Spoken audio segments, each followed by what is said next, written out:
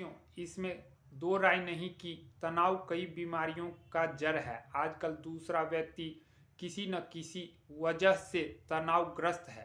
तनाव से हार्मोनल संतुलन बिगड़ता है, जिससे कई तरह की शारीरिक समस्याएं होती है। तनाव से न सिर्फ महिला बल्कि पुरुष की प्रजनन क्षमता पर भी बहुत बुरा असर पड़ता है। अगर आपको किसी बात को लेकर तनाव होता है तो उस तरफ से ध्यान हटाने की कोशिश करें। तनाव से बचने के लिए आप योगासन करें, ध्यान लगाएं और जितना हो सके खुश रहें। खुश रहने और तनाव मुक्त रहने से आपका हार्मोनल संतुलन बना रहेगा और प्रजनन क्षमता पर भी बुरा प्रभाव नहीं पड़ेगा। नशा करने से भी प्रजनन क्षमता पर बुरा असर पड़ता है। ड्रग्स, शराब, नशीली दवाओं, तंबाकू आदि के सेवन से महिला और पुरुष दोनों की प्रजनन क्षमता पर बुरा असर पड़ता है। जरूरत से ज़्यादा वजन या जरूरत से कम वजन प्रजनन क्षमता को प्रभावित करता है। जिन महिलाओं का वजन सामान्य से ज़्यादा है उन्हें मधुमेह या दिल से जुड़ी बीमारियां होने का खतरा बना रहता है। इसके अलावा अधिक वजन वाली महिलाओं को मासिक धर्म की अनियमितता की समस्याएं भी हो सकती है। इस तरह की समस्या से डिंबोत्सर्जन की प्रक्रिया पर बुरा असर पड़ता है और महिला को गर्भधारण करने में कठिनाई होती है। कुछ महिलाएं एक बार के प्रयास में ही प्रेग्नेंट हो जाती है, जबकि कुछ महिलाएं काफ़ी प्रयास के बाद कंसीव कर पाती है।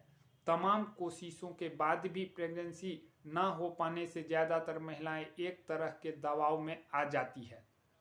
एक तय समय में सेक्स यानी रति क्रिया करने से प्रेगनेंसी की संभावना बढ़ जाती है। ओव्यूलेशन के बाद ही प्रेगनेंसी संभव होती है। ओव्यूलेशन तब होता है जब महिलाओं की ओवरी से एग्स रिलीज होते हैं। ये एग स्पर्म से फर्टिलाइज होने के बाद प्रेगनेंसी की स्थिति बनाते हैं। जब ये एग रिलीज होते हैं, अगर उस वक्त महिलाओं के फैलोपियन ट्यूब में स्पर्म मौजूद हो तो इसकी पूरी संभावना है कि एग फर्टिलाइज हो जाएगा और आप प्रेग्नेंट हो जा सकती हैं। हालांकि ज़्यादातर महिलाओं को ओव्यूलेशन के समय की सही जानकारी नहीं होती है। ओव्यूलेशन के बाद कंसीव गर्भधारण करने के लिए लगभग 12 घंटे का समय होता है। ऐसा इसलिए है क्योंकि ओव्यूलेशन के बाद एक अंडे का जीवन काल सिर्फ 24 घंटे का होता है। इसका मतलब ये है कि अगर ओव्यूलेशन के बाद 12 घंटे के अंदर अगर एग को फर्टिलाइज नहीं किया गया तो प्रेगनेंसी की संभावना कम हो सकती है। अगर किसी स्त्री की कुंडली में पंचम भाव का स्वामी सप्तम में या फिर सप्तमेश भाव का स्वामी सभी तरह के क्रूर ग्रहों से युक्त है तो उस स्त्री को बांझपन होने की संभावना होती है। इन स्त्रियों को पंचम और सप्तम ग्रह में युक्त इन क्रूर ग्रहों के उपचार के लिए इन्हें दूध का सेवन कराना चाहिए।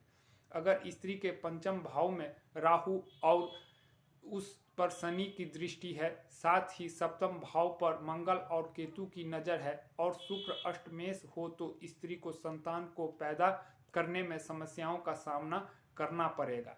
इन स्त्रियों को हरिवंश पुराण का जाप करना चाहिए।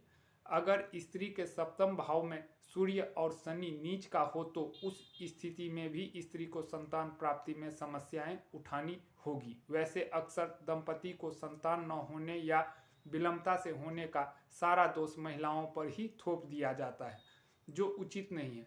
जबकि अधिकतर मामलों में पुरुष में कई कारणवश कमी पाई जाती है। अतः बेहतर परिणाम हेतु किसी योग्य से परामर्श लें।